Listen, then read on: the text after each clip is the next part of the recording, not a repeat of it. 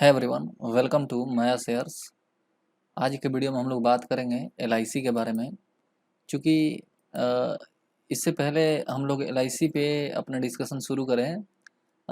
आपको याद होगा 2021 में एक आईपीओ आया था जिसका नाम था पेटीएम। महाफेल आईपीओ था और आप इसके करतूतों को यहाँ आप देख सकते हैं। एक्चुअली अभी तक इसके ओपनिंग प्राइस है, मैं आपको दिखा देता हूँ।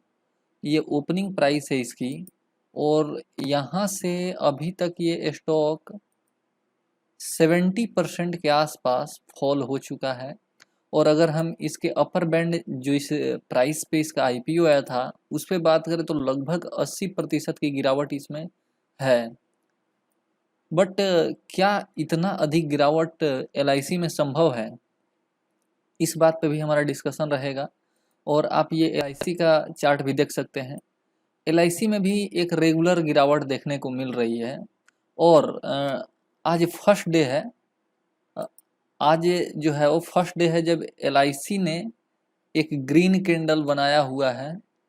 और यहाँ से आप देख सकते हैं, मैं आपको बताता हूँ, नियर अबाउट 31 मई के बाद से अभी तक एलआईसी में कभी ग्रीन कैंडल नहीं बना था। और ग्रीन कैंडल बना मीन्स ओपनिंग प्राइस से क्लोजिंग प्राइस एबव रहा है। कहने का मतलब है कि बायर कहीं ना कहीं स्ट्रॉन्ग रहे हैं।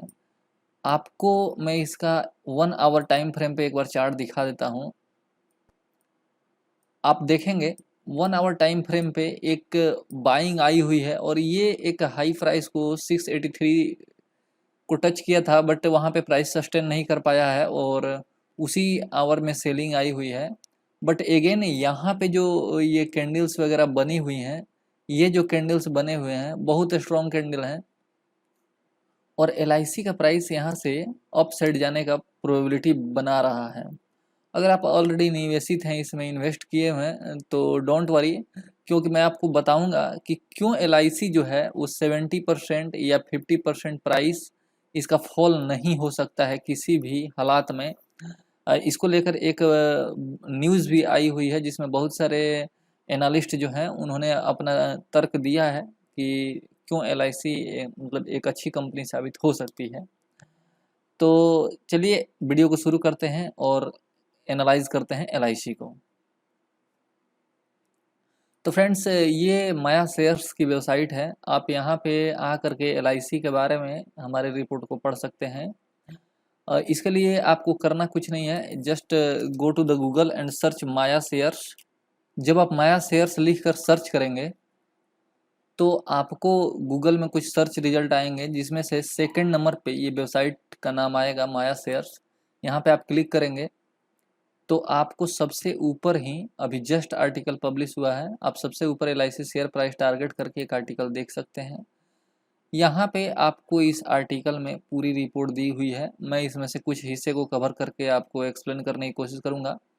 और यहाँ पे पूरा इसका इतिहास और इसके भविष्य को लिखने की कोशिश की गई है। फिर भी अगर कोई चूक रही हो तो उसके लिए माफ़ी चाहते हैं। आप हमें सजेशन ज़रूर दे सकते हैं and I will wait for that. तो आइए वीडियो को शुरू करते हैं और देखते हैं एलआईसी में क्या संभावनाएं बनती हैं। फ्रेंड्स, एलआईसी का सबसे पहले हम लोग मार्केट शेयर को देख लेते हैं। चूँकि देखिए, हम अगर पेटीएम की बात करें तो पेटीएम में और एलआईसी में डिफरेंस है। इसी डिफरेंस को आगे न्यूज़ में भी बताया गया है। पेटीएम जो कंपनी है वो न्यू कंपनी है, सबसे बड़ी बात है न्यू कंपनी है। और पेटीएम के पास उतने पैसे नहीं है जितना एलआईसी के पास है। पेटीएम शेयर मार्केट में उतनी अधिक निवेशित नहीं है जितना एलआईसी ने किया है। लगभग हर बड़ी छोटी कंपनियों में एलआईसी ने पैसे फूके हुए हैं। तो अगर मार्केट में रिकवरी आती है तो एलआईसी के शेयर प्राइस के बढ़ने की काफ़ी अधिक संभावनाएं मिलेगी। क्योंकि सबसे बड़ी चीज़ ये है कि LIC is a profit making company. आपको ये चीज़ भूलना नहीं है कि एलआईसी प्रॉफिट बना रही है। और चूंकि ये प्रॉफिट को अपने पहले डिस्ट्रीब्यूट कर दे रही थी, लगभग 95% प्रॉफिट को डिस्ट्रीब्यूट कर दे रही थी और बाकी के 5% शेयर होल्डर को दे रही थी। अब ये चूंकि ये कोशिश करेगी कि ये अपने प्रॉफिट को स्टोर करने की रिजर्व के फॉर्म में और अपने इक्विटी शेयर कैपिटल को बढ़ाने की कोशिश करेगी एलआईसी, जिससे कि शेयर होल्डर को बेनिफिट हो सके। तो सबसे पहले मार्केट शेयर को देखते हैं फ्रेंड्स। तो टोटल प्रीमियम के मामले में अगर हम देखें तो कंपनी का मार्केट शेयर 64 का है, और अगर न्यू बिजनेस प्रीमियम की बात करें तो वहाँ पे 66% का है। रिन्यूअल प्रीमियम, जो लोग रिन्यूअल कराते हैं प्रीमियम का, तो वहाँ पे भी मार्केट शेयर कंपनी का 63% है। नंबर ऑफ पॉलिसी, इंडिविजुअल जो पॉलिसी कराते हैं, हमारे जैसे लोग अगर इंडिविजुअल कोई जाकर पॉलिसी कराएगा तो वहाँ 75% मार्केट शेयर है कंपनी का। और ग्रुप पॉलिसी में, जिसमें कोई कंपनी है जो अपने सारे एम्प्लॉय को कराती है, वैसे केस में 81% मार्केट शेयर जो है वो कंपनी रखी हुई है। और यहाँ पे जो इनका बिजनेस आता है वो डायरेक्ट आता है फ्रेंड्स, ये ध्यान रखना है। जो ये बिजनेस आते हैं ये एजेंट के माध्यम से आते हैं, और एजेंट जो होते हैं उनको काफ़ी अधिक कमीशन देना पड़ता है, जिससे कि कंपनी का कॉस्ट प्राइस जो है कॉस्ट बढ़ता है। और कॉस्ट बढ़ेगा फ्रेंड्स तो किसी भी कंपनी की प्रॉफिटेबिलिटी जो है, वो जो प्रॉफिट है वो घटेगा। तो अगर एलआईसी अपने कॉस्ट को थोड़ा सा इफेक्टिव ढंग से मैनेज करेगी तो इट कैन डू बेटर। आगे हम लोग बढ़ते हैं और थोड़ा सा देखते हैं कुछ और चीज़ें एलआईसी के बारे में। तो फ्रेंड्स ये मार्केट शेयर का बात था, जो कि आप आई थिंक समझ गए होंगे। अब है कि एलआईसी जो है फ्रेंड्स एक फेल्ड आईपीओ हो गया, क्योंकि अभी तक अगर मैं बात करूं, अब देखिए आपको मैं दिखाता हूं एक चीज़। एलआईसी के आप चार्ट को देखिए, और मैं आपको दिखा रहा हूं कि ये किस तरह से एलआईसी में एक अच्छी खासी गिरावट आई है। अगर मैं डेली का चार्ट यहाँ पे लगा लेता हूँ, तो ये अगर आप निवेश करने का अभी सोच रहे हैं तो अच्छा मौका है फ्रेंड्स। अगर आप लॉन्ग टर्म के लिए सोचते हैं और पैसे को डाल के मतलब आप रोज रोज प्राइस को चेक नहीं करने वाले हैं कि क्या हुआ, वैसे में आप इसमें निवेश कर सकते हैं। आप देख सकते हैं ऑलमोस्ट 28% की गिरावट है। आप ये लगा लीजिए कि लगभग 30% के बार्गेन प्राइस पे आपको एलआईसी का शेयर प्राइस मिल रहा है, जो कि अगेन अ गुड साइन। 30% की गिरावट आपको देखने को मिल रही है, तो एक बार्गेन है, और यहाँ पे आप बाई कर सकते हैं एलआईसी को, जो कि लॉन्ग टर्म के पर्सपेक्टिव से एक बेहतर निवेश हो सकता है। अब थोड़ा सा इसके और कुछ फंडामेंटल्स को हम लोग देख लेते हैं और उस पर बात करते हैं। तो यहाँ पे अब एक चीज़ है इसके बैलेंस शीट को आप देख रहे होंगे। बैलेंस शीट में बोरोइंग्स जो है वो कंपनी का बोरोइंग्स जो है वो बिल्कुल कम है, आप देख रहे होंगे। जो यहाँ पे 2020 के आसपास था 253 और 414, ये इतना करोड़ का बोरोइंग था, जो कि कंपनी का आईडीबीआई के साथ डील हुआ और उसमें इस बोरोइंग को ख़त्म किया गया। और मार्च 2021 से कंपनी बिल्कुल डेट फ्री है। तो अगर डेट फ्री होती है कंपनी तो उसके भी बेनिफिट है बहुत सारे।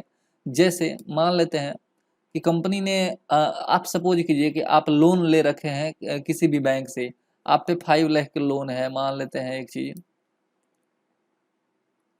5 लाख का लोन है। अब आपका इंटरेस्ट कटेगा तो आपके पास जो भी आप पेमेंट रिसीव कर रहे होंगे, अगर उसमें से आप मान लेते हैं कि 30,000 आपका पेमेंट है 30 के, और वैसे वैसे में आपका 10,000 या 20,000 इंटरेस्ट पेमेंट में जाता है, तो अगेन आपके पास पैसे कम बचेंगे। सेम चीज़ होता है कंपनियों के साथ।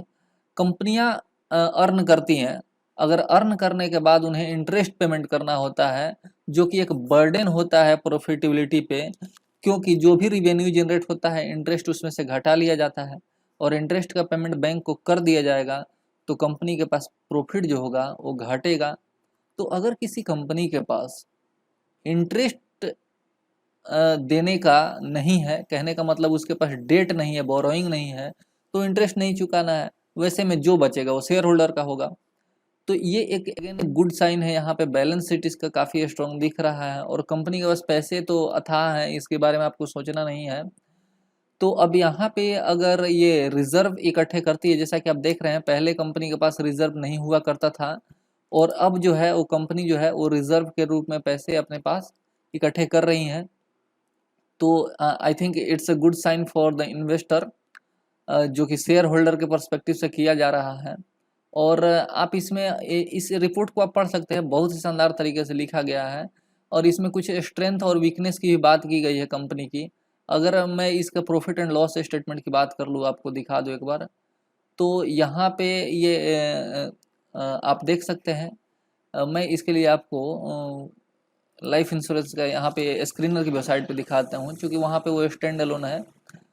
तो यहाँ पे आप देखिए, मैं आपको बताता हूँ, ये प्रॉफिट एंड लॉस में यहाँ पे थोड़ा सा मेजर कंसर्न क्या है फ्रेंड्स, कि आप देखेंगे कि ये जो LIC का सेल्स है एक्चुअली, वो 6,93,904 का करोड़ का ये सेल्स है 2021 में, जो बढ़ा हुआ है, और 7,23,606 हो गया है मार्च 2022 में। आप देख रहे हैं कि यहाँ पे सेल्स में एक रेगुलर ग्रोथ है। तो अगर किसी कंपनी के सेल्स में रेगुलर ग्रोथ है, दैट मीन्स कंपनी का डिमांड कहीं ना कहीं ज़्यादा है। और वॉरेन बफेट क्या बताते हैं कि ड्यूरेबिलिटी जो होती है, ड्यूरेबिलिटी, दैट मीन्स कि कंपनी जो है अपने कंपटीटर्स से अच्छा परफॉर्म कर रही है, दैट्स द रीज़न कि उनका सेल्स जो है वो रेगुलर बेसिस पे, यहाँ पे कंटिन्यूटी जो है वो कीवर्ड है फ्रेंड्स, कंटिन्यू सेल्स ग्रो होना चाहिए, जो कि यहाँ पे हमें देखने को मिल रहा है। लेकिन एक चीज़ आप देखेंगे, जब एक्सपेंसेज की हम बात कर ले, तो कंपनी का एक्सपेंसेज काफ़ी अधिक दिख रहा है। और ये जो है, और इससे हमें निकाल करके जो ऑपरेटिंग प्रॉफिट आता है फ्रेंड्स, अब आप देखेंगे ऑपरेटिंग प्रॉफिट मार्जिन, जिसमें कि हम लोग सारे एक्सपेंसेज को, कंपनी के जो भी खर्चे लगते हैं, वो सारे एक्सपेंसेज को हम माइनस कर देते हैं, तो हमारे पास जो बचता है पैसा वो करीब 1%। और यहाँ पे तो इवन मार्च 2021 में कंपनी का ऑपरेटिंग प्रॉफिट माइनस में चला गया था, और यहाँ पे 0% ऑपरेटिंग प्रॉफिट। तो ये ऑपरेटिंग प्रॉफिट इतने अधिक सेल्स होने के बावजूद भी बहुत कम है। कहने का मतलब ये है कि कंपनी के पास पैसे बहुत कम बचे हैं। अब आपको दिख रहा होगा कि यहाँ पे जो पैसे आ रहे हैं वो कोर बिजनेस से आ रहे हैं, और यहाँ पे जो पैसे आ रहे हैं अदर इनकम में फ्रेंड्स, ये जो पैसे हैं वो कंपनी के इन्वेस्टमेंट से आ रहे हैं। क्योंकि कंपनी क्या है कि इसके पास कैश का भरमार है। कोई भी इंश्योरेंस कंपनी होती है तो कैश का किंग होती है, ये आप मान के चलिए। और ये अपने पैसे को निवेश करती है स्टॉक मार्केट में। करीब 25%, अभी फिलहाल 25% इसका जो कैश है वो स्टॉक मार्केट में इन्वेस्टेड है, और वहाँ से कंपनी को डिविडेंड वगैरह मिलते हैं, बोनस शेयर मिलते हैं, और वहाँ से जो पैसे जनरेट होते हैं तो वो इसको अदर इनकम में शो करती है। आप देखेंगे कि जो ऑपरेशनल प्रॉफिट मार्जिन है वो बहुत कम है, यहाँ पे एक कंसर्न एरिया है। और अदर इनकम जो है वो उसी से कंपनी की प्रॉफिटेबिलिटी, यहाँ पे नीचे आप देख रहे होंगे जो भी नेट प्रॉफिट आ रहा है यहाँ पे, सॉरी, ये सब जो है वो लगभग आप मान के चलिए कि अदर इनकम से ही आ रहे हैं, क्योंकि बाकी से भी खर्चे में चले जा रहे हैं। अब यहाँ पे आप देखेंगे एक चीज़ और यहाँ पे कंसर्न है, क्या ये इतना अधिक टैक्स है जो वो बहुत अधिक है ये टैक्स। आप अदर कंपनियों के साथ जब इसकी तुलना करेंगे तो उनमें इतना अधिक टैक्स नहीं है, वो 8 से 10% है। अब आगे गवर्नमेंट को ये बताना होगा कि ये किस चीज़ का है और इतना अधिक क्यों लग रहा है। और जहाँ तक ये ऑपरेशनल प्रॉफिट की बात कर रहे थे, तो फ्रेंड्स ये ऑपरेशनल प्रॉफिट लगभग सारी इंश्योरेंस की कंपनियां जो हैं उनका कम ही है। एक जो है friends H D F C life जो है, उसका जो है वो ऑपरेटिंग प्रॉफिट मार्जिन बहुत अच्छा है। वो 3 to 4% का ऑपरेटिंग प्रॉफिट मार्जिन मेंटेन कर रही है। बाकी SBI लाइफ का भी यही हालात है, और ICICI प्रूडेंशियल का भी यही हालात है। तो यहाँ पे ये एक मेजर कंसर्न है, क्योंकि बड़े सेल होने के बावजूद भी कंपनी की प्रॉफिटेबिलिटी जो है वो बहुत कम है। और ये एक रीज़न है कि कंपनी जो प्रॉफिटेबल तो है, लेकिन उस रेशियो में नहीं है जिस रेशियो में होना चाहिए सेल्स की तुलना में।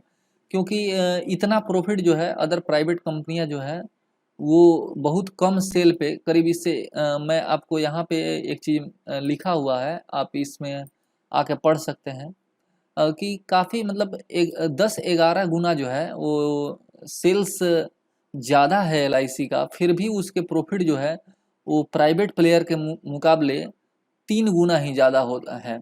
यानी सेल्स तो 11 टाइम्स है, बट प्रॉफिट जो है वो 3 टाइम्स है। ये नहीं होना चाहिए। तो आप इस आर्टिकल को पढ़ सकते हैं, बहुत ही अच्छी आर्टिकल लिखी हुई है, आप माया से सर्च कीजिए, मिल जाएगा आपको। ओके फ्रेंड्स, तो आइए इसके स्ट्रेंथ को समझ लेते हैं। एलआईसी का स्ट्रेंथ जो है वो इसका ट्रस्ट है। इंश्योरेंस का मीन्स एलआईसी होता है, ये आम पब्लिक में एक धारणा बनी हुई है। तो ये भी एक बड़ी चीज़ है। जैसे हम लोग जो टूथपेस्ट होता है वो टूथपेस्ट ना बोलकर कोलगेट बोलते हैं, क्योंकि कोलगेट ने एक ब्रांड वैल्यू बनाया हुआ है, लोगों के दिमाग पे अपना प्रभाव छोड़े हुए है। उसी तरह से एलआईसी काफ़ी प्रचार प्रसार के जरिए लोगों के दिमाग में घुसी हुई है, और इसी कारण इसका जो है वो मार्केट शेयर काफ़ी अधिक है। क्योंकि दूसरा इसका रीजन है ट्रस्ट अधिक है, इसी कारण मार्केट शेयर काफ़ी अधिक है। और बिजनेस में हम, ये ऐसा बिजनेस है जिसमें लोग अपने पैसे को देते हैं। तो कभी भी आप सोचिए कि आप अपने पैसे को किसको दीजिएगा, जिस पे ट्रस्ट अधिक होगा। तो आने वाले टाइम में भी एलआईसी एक अच्छा मेजर कंसर्न होल्ड करेगी, मेजर मार्केट शेयर होल्ड करेगी। इसकी काफ़ी अधिक संभावना है, क्योंकि ट्रस्ट है एलआईसी पे, जो कि अदर प्लेयर पे नहीं दिखता है। साथ ही इसके डिस्ट्रीब्यूशन नेटवर्क बहुत ही स्ट्रांग है। मतलब आपको गली गली गांव गांव में एलआईसी के एजेंट मिल जाएंगे, जो एलआईसी के पॉलिसी बेच रहे होंगे। अब यहाँ पे करीब करीब आपको मैं एक अनुमान बताता हूँ कि लगभग 15 लाख एजेंट है एलआईसी के पास, जो कि एक बड़ी नंबर है। और 2 लाख के आसपास एम्प्लॉई हैं, 30 करोड़ पॉलिसी है। तो एक बड़ा नंबर है। कहने का मतलब कंपनी एक बहुत बड़ी कंपनी है। साथ ही इसके कुछ वीकनेस की बात कर लेते हैं। तो वीकनेस में है कि मार्केट शेयर इसका थोड़ा फ्रेंड्स घट रहा है। जैसे एक डेटा के अनुसार जो है वो 2014 में इसका मार्केट शेयर जो था वो करीब 75% हुआ करता था। अब 2014 से लेकर के अभी तक, यानी आप ये लगा लीजिए कि 8 ईयर्स में इसका मार्केट शेयर जो है वो करीब 10% डिक्रीज हुआ है। ये घटना नहीं चाहिए। कहने का मतलब है कि अगर ट्रस्ट है, everything is right, then why the market share is decreasing year on year. तो ये यहाँ पे एलआईसी को थोड़ा फोकस करना होगा। साथ ही जो अदर प्लेयर है, प्राइवेट कंपनियां, और टेक्नोलॉजी के मामले में थोड़ा एडवांस है, जो कि एलआईसी में इसकी कमी दिखती है। तो ये एक वीकनेस है एलआईसी के पास। अब नेक्स्ट अगर बात करें तो थोड़ा लोग बताते हैं जैसा कि कंपनी का जो प्रीमियम जो है वो काफ़ी हाई रखती है। साथ ही ये रिस्की इन्वेस्टमेंट करती है। रिस्की इन्वेस्टमेंट मतलब ये एक तरह से हम लोग देखते हैं मूवी वगैरह में कि रिस्क जो होता है वो हीरो जो होता है बहुत अधिक ले लेता है किसी को भी बचाने के लिए। एलआईसी का भी सेम काम है। जब भी कोई कंपनी डूब रही होती है, एलआईसी बचाने के लिए आती है किसी भी कंपनी को, जो कि प्राइवेट प्लेयर हो। अब जैसे मान लेते हैं इस सरकारी कंपनियों के साथ होता है, जैसे यस बैंक डूब रहा था, एसबीआई को खरीदना पड़ा यस बैंक को। तो डूबते को बचाना अगर सरकार इसको जारी रखती है तो ऐसे में थोड़ा सा ये गलत होगा शेयर होल्डर के लिए, क्योंकि उसमें ग्रोथ घट सकता है। तो ये थोड़ा सा फंडामेंटल एनालिसिस रहा। आप फाइनेंशियल ओवरव्यू को यहाँ पे एलआईसी का देख सकते हैं, पढ़ सकते हैं। एक डिटेल रिपोर्ट है जो कि करीब 3000 वर्ड में है। आप मेजर पॉइंट को आप ज़रूर इसको पढ़िए और समझने की कोशिश कीजिए कि एलआईसी का प्राइस जो है वो कैसे मूव कर सकता है और क्या क्या संभावनाएं हो सकती हैं। अब थोड़ा सा बात कर लेते हैं उस न्यूज़ की, जो न्यूज़ आया हुआ है अभी, टाइम्स ऑफ इंडिया पे पब्लिश है ये न्यूज़। तो आप देखेंगे न्यूज़ में ऐसा कुछ नहीं है। 1% हायर की बात किया जा रहा है कि आज जो है स्टॉक पहला टाइम 10 डे लूजिंग स्ट्रीक के बाद फर्स्ट डे आज ये 1% हायर प्राइस को टच किया था, और ये करीब 684 के आसपास गया था। और ये 668 का जो लास्ट डे था वो क्लोज हुआ था। रीज़न ये था फ्रेंड्स कि जो बड़े मार्केट में प्लेयर होते हैं ना, उन पे एक जो एंकर इन्वेस्टर जिनको बोला जाता है, उनका लॉक इन पीरियड खत्म हुआ था। दैट्स द रीज़न कि कल एलआईसी का शेयर प्राइस जो है वो काफ़ी अधिक फॉल कर गया था। अब यहाँ पे जो है कि अब कुछ मैं आपको जो बड़े इन्वेस्टर हैं और एनालिस्ट हैं उनके कुछ राय को आपको बताता हूं। ओके फ्रेंड्स, तो ये संदीप भारद्वाज जी हैं, CEO of retail IFL security. इनका कहना है कि आपको याद रखना होगा कि it is the market leader in the life insurance space and it is a profit making company. Market leader है फ्रेंड्स, अपने इंश्योरेंस के बिजनेस में मार्केट लीडर है, और हमें पैसे वही निवेश करना है जो जिस सेक्टर की मार्केट लीडर है, क्योंकि उसके पैसे बनाने की संभावनाएं अधिक होती हैं। अगर सेल्स बढ़ते हैं तो प्रॉफिटेबिलिटी भी बढ़ेगी। और one cannot treat it as a new age fintech company that has been 60 to 70% fall from its IPO price। ये फ्रेंड्स यहाँ पे इनका इशारा पेटीएम की तरफ है, क्योंकि पेटीएम में करीब 80% की गिरावट आ गई है, तो लोग सोच रहे हैं कहीं उतना तो नहीं गिर जाए। तो यहाँ पे इनका इशारा है कि ये कोई न्यू एज की टेक्नोलॉजी कंपनी नहीं है जो 70 से 80% गिर जाए। इसका एक बेस है, और it is one of the largest share holder of several companies and hence once the market recovers the stock will see a recovery है। ये कहते हैं फ्रेंड्स कि ये बहुत सारे स्टॉक में इन्वेस्टेड है, तो जैसे ही मार्केट में रिकवरी आएगी तो कंपनी में एक अच्छा रिकवरी देखने को मिलेगा। और आज जो लो बना था, सॉरी लास्ट डे, वो इसलिए बना था कि लॉक इन पीरियड ख़त्म हो गया था, और लॉक इन पीरियड ख़त्म हो जाने से वो बड़े निवेशक ने बेचा था, और ये एक स्ट्रॉन्ग सपोर्ट की तरह भी काम कर सकता है, जिससे कि अपसाइड का रैली संभव हो सके, क्योंकि इसके फंडामेंटल स्ट्रॉन्ग है और डिप्स पे लोग बाई अवश्य करेंगे इसको। तो ये एक बड़ी न्यूज़ थी। अब यहाँ पे एक आदमी और हैं जिन्होंने इसके बारे में बोला है। तो फ्रेंड्स यहाँ पे दीपम सेक्रेटरी तुहिन केंटा पांडे ने बोला कि गवर्नमेंट जो है इसको लेकर काफ़ी कंसर्न है एलआईसी के शेयर प्राइस को लेकर के, क्योंकि एलआईसी का शेयर प्राइस रेगुलर फॉल हो रहा है, और जिस कारण जब इसका आईपीओ आया था फ्रेंड्स तो 6 लाख करोड़ के आसपास इसके मार्केट कैप था, जो कि अब घट करके 427 लाख करोड़ के आसपास पहुंच गया है। तो एक गवर्नमेंट के लिए भी मेजर कंसर्न है, और ये सारे एस्पेक्ट को देखेगी और शेयर होल्डर्स के वैल्यू को इंक्रीज करने की गवर्नमेंट कोशिश करेगी, जिससे कि शेयर होल्डर्स का वैल्यू बढ़े। तो फ्रेंड्स ये आज का न्यूज़ था। ओके फ्रेंड्स, तो आज की वीडियो में इतना ही, मिलते हैं नेक्स्ट वीडियो में। अगर वीडियो अच्छी लगी हुई है तो प्लीज़ सब्सक्राइब कीजिए, और अगर आप कमेंट करते हैं इसके फंडामेंटल को लेकर एक डिटेल वीडियो बनाने का, तो surely I will make a video on it. Thanks for watching this video.